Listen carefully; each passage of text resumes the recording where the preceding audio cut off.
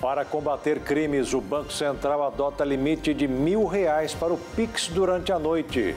A cidade do Rio de Janeiro vai exigir comprovante de vacinação para eventos de lazer e visitas em pontos turísticos. Vacina contra a Covid-19 desenvolvida por laboratórios dos Estados Unidos e da Índia teve autorização para testes na Bahia. Passa de 180 o número de vítimas do atentado no aeroporto de Cabul, no Afeganistão. IBGE calcula que Brasil tem 213 milhões de habitantes, mas projeção não levou em conta a pandemia. Cristiano Ronaldo troca a Juventus da Itália pelo Manchester United da Inglaterra. Tite chama mais 9 jogadores para a seleção, entre eles Hulk do Atlético Mineiro. Em um único dia, o Brasil conquista 5 medalhas de ouro nas Paralimpíadas. Agora no Jornal das 22.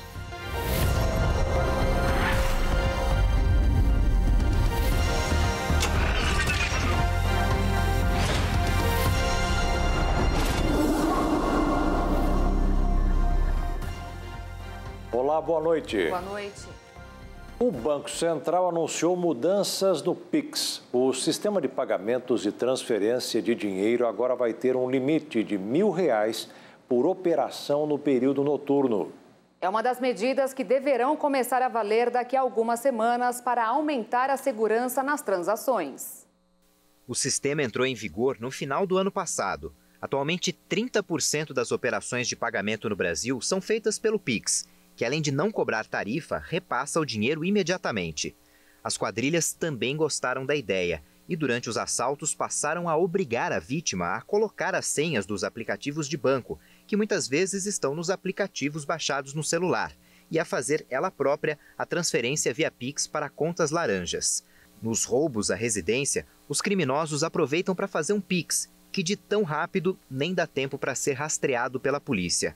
É o sequestro relâmpago, que aumentou quase 40% em São Paulo nos últimos 12 meses. Para combater esse tipo de crime, o Banco Central decidiu adotar algumas regras. A gente não sabia quais seriam os padrões de uso. Foi preciso que nós observássemos os padrões de uso e observássemos os comportamentos. Este Banco Central não toma medidas sem se basear em evidências. Haverá limite de R$1.000 por transação entre as 8 horas da noite e as 6 horas da manhã. A mesma regra valerá para as transferências com cobrança de tarifa ou cartões de débito. Se alguém quiser aumentar qualquer valor, terá que pedir ao banco, que dará a resposta em no máximo 48 horas. Os clientes poderão cadastrar previamente as contas que poderão receber o Pix acima dos limites estabelecidos. E se houver qualquer suspeita, o banco agora poderá reter uma transição durante 30 minutos e 1 hora à noite, para que seja feita a análise. Por que o limite de R$1.000 por exemplo, no Pix durante a noite? Porque 90% das transações de Pix feitas nesse período têm montantes iguais ou menores do que R$500.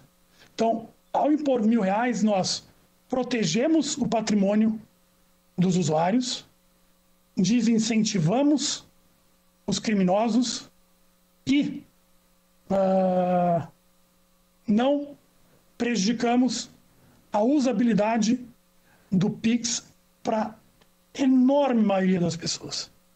A partir de 1º de setembro, a cidade do Rio de Janeiro vai exigir o comprovante de vacina de todos os cariocas e turistas que quiserem visitar os pontos turísticos e eventos de lazer e culturais no município. O comprovante a ser apresentado pode ser a carteira de vacinação digital do Conect SUS, a própria caderneta física ou um papel timbrado da Secretaria Municipal de Saúde. Quem só tomou a primeira dose e aguarda a segunda aplicação também precisa mostrar que ainda não chegou a sua vez. Se a pessoa é de uma parte do Brasil e quer visitar o Rio para passar férias, agora também deve apresentar a sua carteira de vacinação. O documento vai ser exigido em clubes, piscinas, academias, ginásios esportivos, cinemas, teatros, salas de concerto e recreação infantil, além de locais de visitação turística, parques, museus, galerias e exposições. E um decreto prorrogou até 13 de setembro as medidas restritivas já em vigor na capital, como distanciamento limite da capacidade de público e o uso de máscara continua sendo obrigatório. Quase 3 mil municípios brasileiros não registraram mortes por Covid-19 em 24 horas. Os dados foram divulgados pelo Ministério da Saúde. Com o avanço da vacinação contra a Covid-19 no Brasil, 2.950 cidades brasileiras não registraram óbitos por Covid-19 entre quinta e sexta-feira. Os dados são do Ministério da Saúde, que também informou queda na média móvel de mortes provocadas pela Covid e no registro de novos casos da doença no país. Nesta sexta-feira, o Ministério da Saúde contabilizou 31.024 casos da doença nas 27 unidades da federação. 3 estados tiveram aumento no número de registros, sendo eles Pará, Roraima e Santa Catarina. 10 estados estão com as ocorrências estabilizadas. Com a campanha de vacinação, 79% da população adulta brasileira tomou a primeira dose da vacina contra a Covid-19. Mais de 58 milhões de pessoas tomaram as 2 doses, ou a vacina de dose única. Mais de 230 milhões de vacinas foram distribuídas para todos os estados e o Distrito Federal desde o começo da campanha, e o Ministério da Saúde deve ampliar a ação com a chegada de novas doses. Os laboratórios prevêem a entrega de 68 milhões e 700 mil doses até o fim de agosto e 62 milhões em setembro. Só a Fiocruz já entregou 90 milhões de doses de vacinas ao Ministério da Saúde. Nesta sexta, mais de 3 milhões foram entregues ao Plano Nacional de Imunização. Nesta sexta-feira, o ministro da Saúde, Marcelo Queiroga, criticou medidas adotadas por estados e municípios, como o passaporte de vacinas e a imposição de multas para quem não usar máscaras. Disse que medidas não farmacológicas são essenciais, mas apenas a vacinação dará fim à pandemia. Ainda sobre a imunização, o Ministério da Saúde informou que em menos de 24 horas, o número de vacinados no Brasil contra a Covid-19 passou de 3 milhões e 300 mil. E desde o início da campanha de imunização, de acordo com a Universidade Rice, com informações coletadas com as secretarias de saúde dos estados e do Distrito Federal, já foram aplicadas 187.153.594 doses. 127 milhões e 700 mil pessoas tomaram a primeira dose e 59 milhões estão totalmente imunizadas. A capital do Maranhão já começou a aplicar a terceira dose da vacina contra a Covid. Hoje foi a vez de imunizar pessoas com mais de 90 anos. São Luís foi o primeiro município brasileiro a iniciar a aplicação da dose de reforço contra a Covid-19. O prefeito Eduardo Braide declarou que a medida foi possível devido ao ciclo de aplicação da primeira dose na população adulta e adolescentes de 12 a 17 anos já ter sido completado e também porque haviam imunizantes disponíveis. Segundo ele, a prefeitura aguardava a autorização do Ministério da Saúde. Braide disse ainda que, em paralelo à aplicação da terceira dose, São Luís continua o ciclo da segunda dose para adultos e adolescentes. As demais cidades do estado irão seguir o calendário do Ministério da Saúde e começar a vacinação de reforço no dia 15 de setembro. E o Brasil ultrapassou os Estados Unidos na porcentagem da população vacinada contra a Covid com a primeira dose. A publicação Nosso Mundo em Dados, da Universidade Oxford, aponta que o índice é de 61,01% de brasileiros vacinados contra 60,06% dos americanos. Já na comparação da imunização completa com 2 doses ou vacina de dose única, os Estados Unidos estão à frente, 51% contra 26% do Brasil. No ranking mundial da imunização contra a Covid, foram aplicadas 5 bilhões e 100 milhões de unidades de vacinas, de acordo com a Universidade de Oxford. A China está na liderança dessa lista e chegou à marca de 2 bilhões de doses aplicadas. Na sequência, aparece a Índia, com 604 milhões. Os Estados Unidos, em terceiro, registram 365 milhões. Em quarto lugar está o Brasil, que no levantamento de Oxford aparece com 180 milhões. E administradas 186 milhões de doses. E o Japão aplicou 124 milhões de vacinas. E você não pode perder daqui a pouco. O IBGE estima que o Brasil tem 213 milhões de habitantes. E ainda, no Distrito Federal, alunos que tomaram vacina contra a Covid ganharam 1 ponto na média.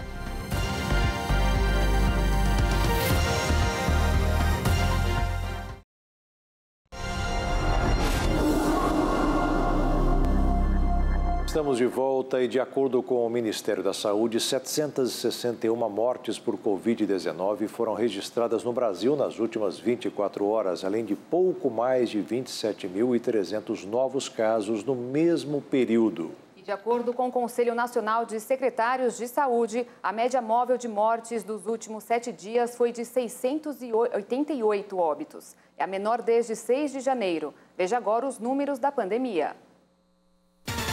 O mundo passou dos 215.318.000 casos confirmados e beira a marca de 4.484.000 mortes. Os Estados Unidos chegaram aos 38.682.000 diagnósticos e a um total de 636.565 óbitos. A Índia ultrapassou os 32.603.000 contaminações. O Brasil se aproxima dos 20.704.000 testes positivos e registra 578.326 mortes. A França rompeu a marca dos 6.778.000 contaminações. E a Rússia tem mais de 6.747.000 casos de Covid. A Caixa pagou hoje a 5ª parcela do auxílio emergencial para os nascidos em agosto. Os beneficiários desse grupo poderão sacar o dinheiro a partir do dia 14 de setembro. Também recebeu hoje quem faz parte do Bolsa Família e tem o número de identificação social Unisco com final 8. A população brasileira chega a mais de 213 milhões de habitantes. A estimativa foi publicada hoje no Diário Oficial da União. Segundo o IBGE, o estado de São Paulo segue como o mais populoso, com mais de 46 milhões e meio de pessoas. Em julho deste ano, a população brasileira foi estimada em 213.317.639 habitantes, um crescimento de 0,7% na comparação com os números do ano passado. Em 2020, o Instituto Brasileiro de Geografia e Estatística estimou um total de 211.800.000 pessoas. São Paulo permanece na frente como a unidade da federação com mais habitantes. São cerca de 46.650.000 pessoas, um aumento de mais de 350.000 pessoas de um ano para o outro.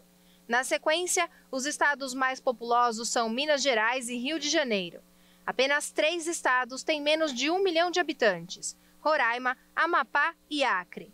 O estado de Roraima, que tem a menor população, registrou o maior aumento percentual de 2020 a 2021, passando de 631.181 habitantes para 652.713 habitantes.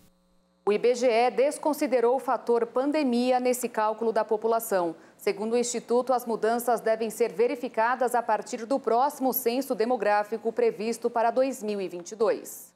As operações de crédito cresceram 1,2% em julho na comparação com o mês anterior. A alta foi de 16% em 12 meses. A informação é do Banco Central. A dívida de empresas e bancos subiu para 4 trilhões e 300 bilhões de reais, o equivalente a pouco mais da metade do produto interno bruto do país. Nesta sexta-feira, o dólar fechou em queda de 1,20% após a fala do presidente do Banco Central norte-americano, que não apontou sinais de início de redução de compras de títulos. A moeda norte-americana encerrou o dia cotada a R$ 5,193 na venda. Já na semana, acumulou queda de 3,47%, de 0,31% no mês e alta de 0,12% no ano ante o real. De acordo com um levantamento feito por pesquisadores da iniciativa MAP Biomas, apenas 1,6% da perda de florestas e vegetação nativa no Brasil entre 1985 e 2020 ocorreu em terras indígenas. Com base em imagens de satélite dos últimos 35 anos, os pesquisadores constataram que tanto os territórios indígenas já demarcados ou que aguardam demarcação foram os que mais preservaram suas características originais. Além disso, mostrou que as atividades agropecuárias avançaram em 5 dos 6 biomas brasileiros, com exceção da Mata Atlântica. A expansão é da ordem de 81 milhões e 200 mil hectares a mais nos últimos 35 anos, equivalente a 44,6% dos territórios. Ao longo de 3 décadas, os pesquisadores observaram ainda que as áreas de plantio de soja e cana, por exemplo, alcançaram a mesma extensão de toda a formação campestre do Brasil.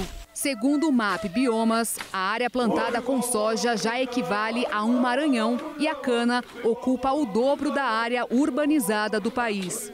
Dados que comprovam o valioso serviço que essas comunidades prestam ao Brasil contra o desmatamento. Mesmo assim, as terras indígenas estão sob ataque de representantes do agronegócio. Está em análise no Supremo Tribunal Federal uma ação para determinar se cabe ou não aplicar sobre 303 demarcações novas ou em andamento a regra do marco temporal, uma espécie de linha de corte. Pelo entendimento do marco temporal, defendido por alas ligadas ao agronegócio, uma terra indígena só poderia ser demarcada se for comprovado que os índios estavam sobre a terra requerida na data da promulgação da Constituição, em 5 de outubro de 1988. Quem estivesse fora da área na data ou chegasse depois, não teria direito a pedir demarcação. Além da oposição de grupos ambientalistas, cerca de 6 mil indígenas fizeram vigília na esplanada dos ministérios nesta semana. O julgamento foi novamente adiado para a próxima quarta-feira, dia 1º de setembro. E você vai ver daqui a pouco aumenta o número de mortos em atentado em Cabul. E governo americano diz que não vai reconhecer governo do Talibã.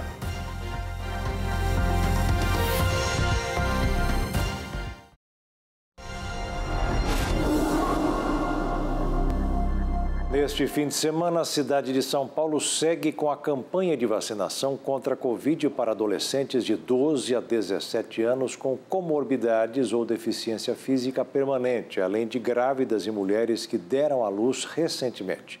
Quem precisar tomar a segunda dose também pode procurar as unidades de saúde. No domingo, tem vacinação em 7 parques da cidade, entre eles o do Carmo e Vila Lobos. A vacina Coronavac dobra os anticorpos em quem já teve Covid-19. É o que aponta uma pesquisa realizada por uma universidade da China. O estudo feito por pesquisadores da Universidade Médica de Chongqing, na China, mostrou que a Coronavac, vacina da farmacêutica chinesa Sinovac contra a Covid-19, é capaz de dobrar os anticorpos em quem já teve a doença, além de elevar o nível de imunoglobulina. Os anticorpos neutralizantes são responsáveis por combater uma eventual reinfecção pelo SARS-CoV-2. Já o nível de imunoglobulina está ligado ao processo de defesa do organismo e também desempenha papel fundamental na prevenção de reinfecção viral. Os resultados preliminares da pesquisa, feita com 85 pacientes recuperados da Covid com idades entre 3 e 84 anos, mostraram que o nível de anticorpos neutralizantes era de 36 um dia antes da primeira dose e foi subindo até atingir 108 2 semanas após a segunda dose. Já no grupo de controle, esse indicador alcançou 56, ou seja, a quantidade de anticorpos neutralizantes gerados pela vacina foi o dobro na comparação com quem não havia tido a doença. O presidente dos Estados Unidos, Joe Biden, acusou a China de atrapalhar investigações sobre a Covid-19. Em uma declaração divulgada hoje, Biden diz que existem informações importantes sobre as origens da doença, mas as autoridades chinesas impedem o trabalho de investigadores internacionais. O risco de desenvolver coágulos sanguíneos é muito menor depois de tomar a vacina contra a Covid-19 do que ao contrair a doença. É o que afirma o maior estudo desenvolvido até o momento sobre os efeitos colaterais relacionados com a vacinação. Há algum tempo, vacinas anti-Covid chegaram a ser suspensas pela suspeita de que causariam trombose. Mas o maior estudo desenvolvido até o momento sobre os efeitos colaterais relacionados com a vacinação mostra o contrário. Segundo a pesquisa, o risco de desenvolver coágulos sanguíneos é muito menor depois de tomar a vacina contra a Covid-19 do que ao contrair a doença. O estudo britânico foi publicado no British Medical Journal. Foram comparados os dados médicos de 29 milhões de pessoas que receberam a primeira dose das vacinas Pfizer-BioNTech ou Oxford-AstraZeneca entre dezembro de 2020 e abril de 2021, com as informações de quase 2 milhões de pessoas que testaram positivo para o novo coronavírus. Acreditamos que esses dados devem fornecer garantias para os indivíduos, independentemente de lhes serem oferecidas as vacinas Oxford AstraZeneca ou Pfizer-BioNTech, porque o que estamos descobrindo é que sim, existem alguns riscos, mas a maioria das pessoas, a esmagadora maioria, não está tendo resultados adversos. Espero que isso ofereça muita segurança para o público. A preocupação com a trombose freou o uso da vacina AstraZeneca, mas segundo o estudo, o risco de desenvolver uma trombose venosa é quase 200 vezes maior com a Covid-19 do que com o imunizante. Quanto à trombose arterial, não foi registrado um excesso de casos para nenhuma das duas vacinas, mas foram contabilizados 5.000 casos adicionais, entre 10 milhões de pessoas infectadas com o novo coronavírus. Desta forma, as pessoas com o vírus têm 11 vezes mais probabilidades de sofrer um derrame do que as vacinadas com a Pfizer. Passa de 180 o número de mortos no ataque suicida reivindicado por um braço do Estado Islâmico no aeroporto da capital afegã. Com a dor da tragédia, a cidade de Cabul vive dias de temor pelo futuro. O medo e o caos se intensificaram após o atentado em Cabul. A ação foi reivindicada por suicidas do grupo jihadista Estado Islâmico. Nesta sexta-feira, muitos afegãos ainda procuravam notícias de familiares e amigos em hospitais, onde a maioria das vítimas foi socorrida. Um dos meus irmãos estava no aeroporto. Ele queria voar para o exterior. Infelizmente, está desaparecido após as explosões. Não sei se estava dentro do aeroporto ou não. Os americanos não permitem que ninguém vá lá. O ataque confirmou os temores de vários países ocidentais que horas antes haviam recomendado que seus cidadãos ficassem longe do aeroporto. Sob o nome de Estado Islâmico Khorasan, o grupo jihadista assumiu a responsabilidade pelo atentado, um dos mais sangrentos no Afeganistão nos últimos anos. Apesar de serem sunitas radicais como o Talibã, este braço do Estado Islâmico mantém uma grande rivalidade com o movimento que tomou o poder no Afeganistão. O ataque terrorista no aeroporto de Cabul foi uma ação horrenda por parte do Estado Islâmico Khorasan. Foi claramente calculado para matar e mutilar tanto os civis quanto possível. Crianças, mulheres, pais, mães, bem como membros do Talibã e de forças estrangeiras que protegem o local. Os Estados Unidos planejam encerrar sua presença no Afeganistão até o dia 31 de agosto, que desencadeou uma operação de retirada em massa. Até agora, mais de 100 mil pessoas deixaram o Afeganistão desde meados de agosto. Com o prazo final se aproximando, vários países já decidiram encerrar seus voos de repatriação. Os Estados Unidos descartaram, por enquanto, qualquer possibilidade de reconhecer o governo talibã no Afeganistão. Em uma coletiva, a secretária de imprensa Jen Psaki disse: "Acho que devo ser bem clara. Não há pressa em reconhecer pelos Estados Unidos ou qualquer parceiro internacional com quem falamos.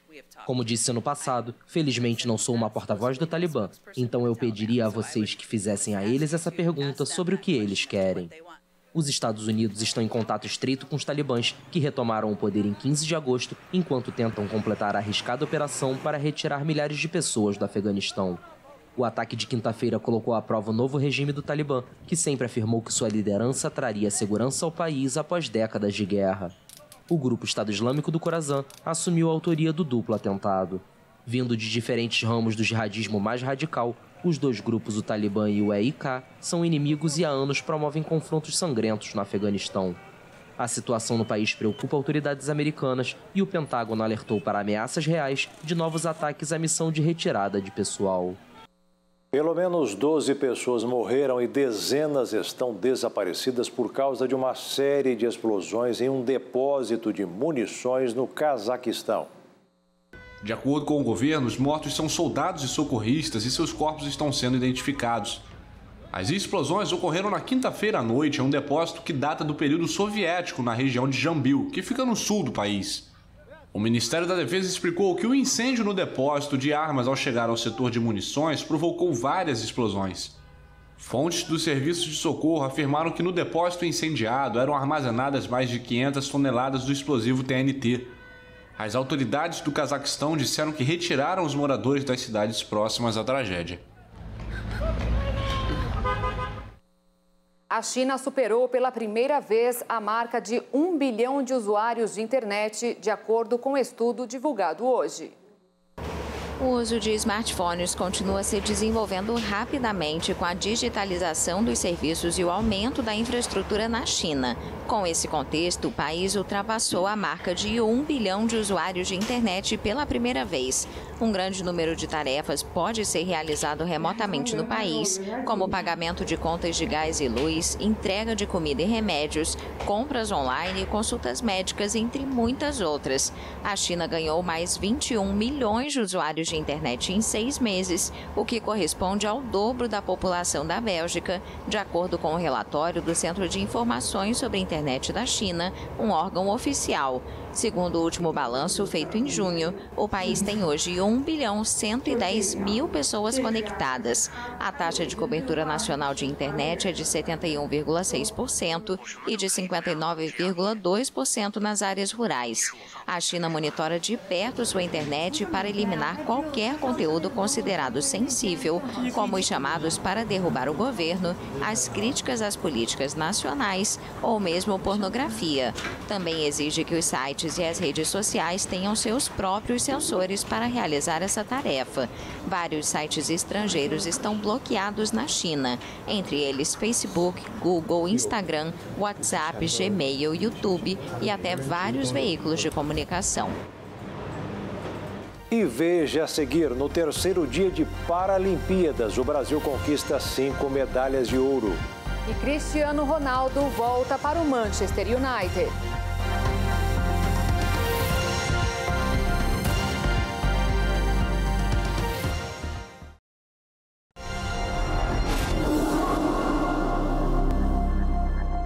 Você já ouviu falar de amigurumi? Aos poucos, essa arte japonesa está ficando mais conhecida e é usada por uma artesã para empreender. Olha só.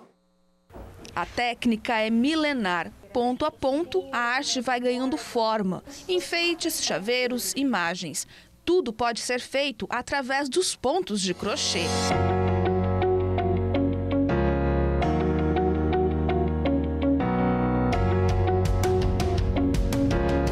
O amigurumi é uma arte japonesa de criar bonecos de crochê ou até mesmo de tricô.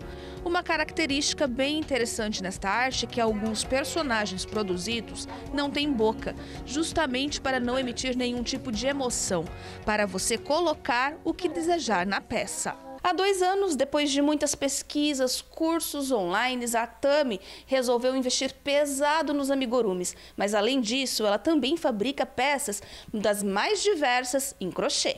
E a pandemia foi o start para transformar a vida da Tami, que é formada em análise de sistemas. Hoje, o hobby virou trabalho. Foi da necessidade de estar empreendendo em casa, né? Depois que eu tive meu filho, mas antes era mais um hobby. Mas depois que eu saí do meu último emprego formal, eu descobri logo em seguida que eu estava grávida, né? Eu sempre tive a vontade de investir no artesanato, coisa que eu sempre gostei de fazer. E foi a partir daí que eu comecei a levar a sério como empreendimento mesmo. E já estão aí há 3 anos. Uma vez eu precisei fazer uma encomenda de paninho para bebê, né, bordado, e eu não sabia costurar para fazer o acabamentinho, né, pôr fita, essas coisas. Eu falei, o que eu posso fazer? Vou fazer crochê, de novo. Aí eu fui pesquisar, porque quando eu comecei a fazer não tinha internet, nada, né? E eu resolvi pesquisar, ver o que tinha na internet. Aí foi onde eu vi pela primeira vez os amigurumis, né? Que na época, acho que o primeiro que eu fiz até era um um chaveirinho de coração, e aquilo me encantou, né? Porque colorido, representando figuras, desenhos, né?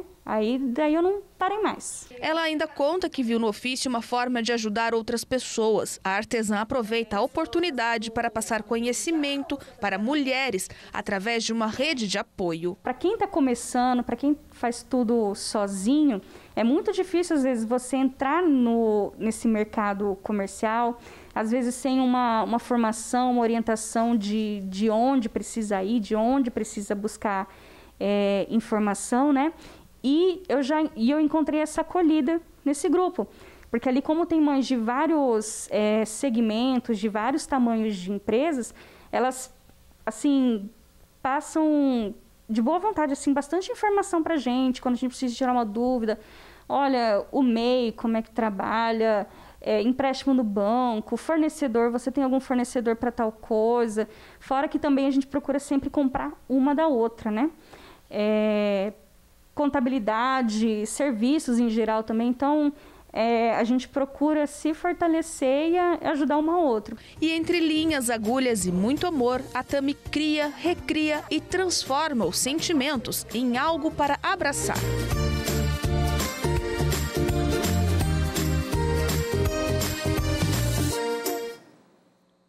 O Manchester United anunciou hoje ter chegado a um acordo com a Juventus para a contratação de Cristiano Ronaldo, 12 anos após o astro português deixar o clube.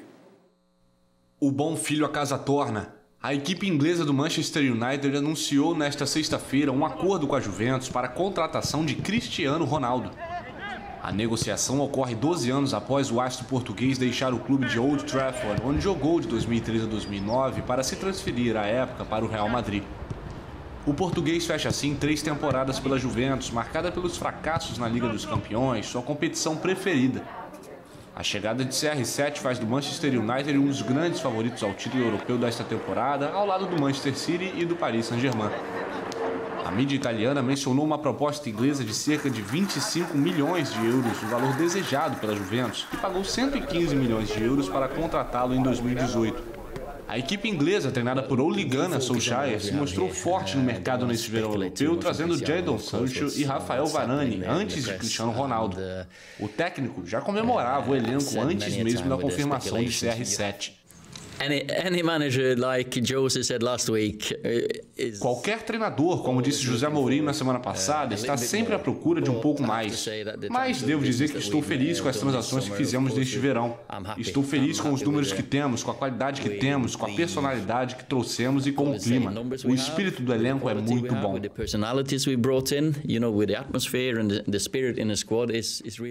Ronaldo chegou a Lisboa na tarde desta sexta-feira, onde se prepara para disputar as partidas das eliminatórias para a Copa do Mundo de 2022 com Portugal.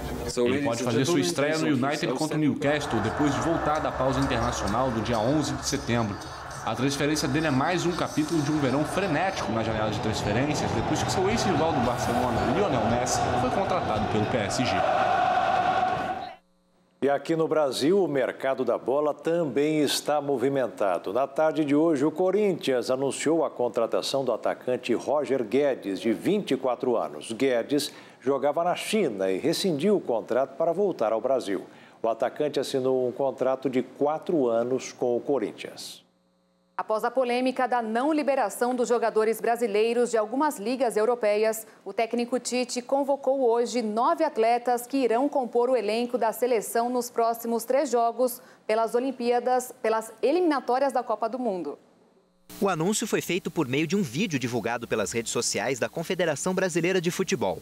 Juninho Paulista, coordenador de futebol da seleção, e o técnico Tite falaram sobre a convocação de outros atletas que vão compor o elenco, por causa da impossibilidade de liberação de jogadores que atuam no exterior por parte das ligas inglesa, italiana e espanhola de futebol. É fundamental esclarecer que a CBF não desconvocará nenhum jogador convocado para esses jogos de setembro. Porém, dada a incerteza da apresentação de atletas, principalmente do Reino Unido, e a falta de uma definição efetiva, nós optamos pela convocação de mais atletas para a lista original. Nós iniciaremos a nossa preparação daqui 3 dias, então por isso nós não pudemos esperar mais por uma resposta, a não ser estarmos preparados para qualquer situação. Foram convocados 9 atletas. Um deles é o goleiro Everson, de 35 anos, que joga pelo Atlético Mineiro e é líder do Campeonato Brasileiro. Everson foi observado de perto por 2 auxiliares de Tite na vitória por 2-1 sobre o Fluminense, na última rodada da Copa do Brasil. Também estão na lista o goleiro Santos, do Atlético Paranaense, atual campeão olímpico, o zagueiro multicampeão Miranda, no meio-campo Gerson, ex-Flamengo, que defende atualmente o Olympique de Marselha, os estreantes Matheus Nunes, do Sporting de Portugal, e o capitão do Internacional Edenilson. No ataque, Malcom, que atua na Rússia pelo Zenit, Vinícius Júnior, do Real Madrid, e Hulk, do Atlético Mineiro. Hulk, aliás, não era convocado desde a Copa América Centenário, realizada nos Estados Unidos, ainda com o técnico Dunga. O Brasil vai enfrentar o Chile na próxima quinta-feira em Santiago, a Argentina no domingo, dia 5, em São Paulo, e o Peru no dia 9, em Pernambuco. No terceiro dia das Paralimpíadas de Tóquio, a delegação brasileira teve a sua melhor performance nos Jogos em apenas um dia. Os atletas conquistaram 9 medalhas, sendo 5 de ouro. O atleta paralímpico mais rápido da história, Petrúcio Ferreira, conquistou o ouro nos 100 metros rasos T47, para atletas com deficiência nos membros superiores. O brasileiro queria bater o próprio recorde mundial de 10 segundos e 42 milésimos, mas estabeleceu o novo recorde das Paralimpíadas, com 10 segundos e 53 milésimos. Na mesma final, teve dobradinha, com Washington Júnior na terceira posição, com 10 segundos e 68 milésimos. Quem também conquistou ouro foi Silvana Costa, que confirmou o favoritismo na prova e se tornou bicampeã no salto em distância categoria T11. O outro ouro veio com o recorde mundial. O Wallace Santos conseguiu 12 metros e 63 centímetros no arremesso de peso F55, para atletas que competem em cadeira. Na mesma modalidade, na categoria F37, o Brasil levou o bronze com João Vitor Teixeira. Já Yeltsin Jacques conquistou a medalha de ouro nos 5.000 metros na categoria T11. A natação não ficou de fora. Wendel Berlamino se tornou campeão paralímpico dos 50 metros livres, categoria S11, para atletas cegos, garantindo mais um ouro para o Brasil. Gabriel Bandeira voltou ao pódio com uma prata nos 200 metros livres, classe S14, para atletas com deficiência intelectual. A terceira medalha na natação, um bronze, foi de Maria Carolina Santiago, nos 100 metros costas, categoria S12, para pessoas com deficiência visual. E agora um momento de reflexão. Na live das 15 horas, o pastor Josias Cruz falou que precisamos pedir a Deus a mansidão para aprender a sua palavra e passar adiante sem força ou violência. Como desenvolver a mansidão em nosso coração? A Bíblia Sagrada diz, Mateus 11, 29. Deixa eu abrir aqui na minha Bíblia, Mateus 11, 29. Cadê? Mateus 11, 29. Diz assim: Tomai sobre vós o meu jugo e aprendei de mim, que sou manso e humilde de coração, e encontrareis descanso para as vossas almas. Aprendei de quem? De mim. Aprendei do Senhor. Nós que queremos as qualidades do fruto do Espírito, temos que aprender com o Senhor. E para aprender com o Senhor, você precisa colocar como aluno. Se você não se colocar como aluno do professor Espírito Santo, ele não vai poder ensinar você. Ele não vai poder se abrir o nosso entendimento ou se revelar aos nossos corações. Para Deus fazer isso, eu preciso me colocar como aluno e dizer, meu Deus, eu quero aprender contigo. Você sabe que para aprender, o aluno é testado. O bom professor vai fazer de tudo para tirar o melhor daquele aluno, e principalmente se ele tem qualidades. Então ele vai forçar a barra. Com Deus não é diferente. E às vezes Deus vai pegar pesado. Mas por quê? Porque através de nós, pessoas poderão ser salvas em nome de Cristo Jesus. Creio que este processo começa quando queremos ser mansos e passamos a dar ouvidos a Jesus. E Ele nos ensina. Ele quer nos ensinar como fazer, como chegar naquele coração. A gente observa como aquela pessoa mandou uma mensagem dizendo que não é fácil você ser manso com pessoas duras, difíceis de se tratar e achando que o que elas fazem de errado é correto. Mas vai orando a Deus, vai pedindo a Deus sabedoria. Uma hora dessas, Deus coloca uma palavra na sua boca que aquela pessoa, você vai encostá-la na parede e ela vai dizer, meu Deus, eu não tinha pensado nisso. Por isso que a Bíblia diz que não é por força, nem por violência, mas pelo Espírito de Deus. Por fim, para isto precisamos ser humildes, pois estes costumam ser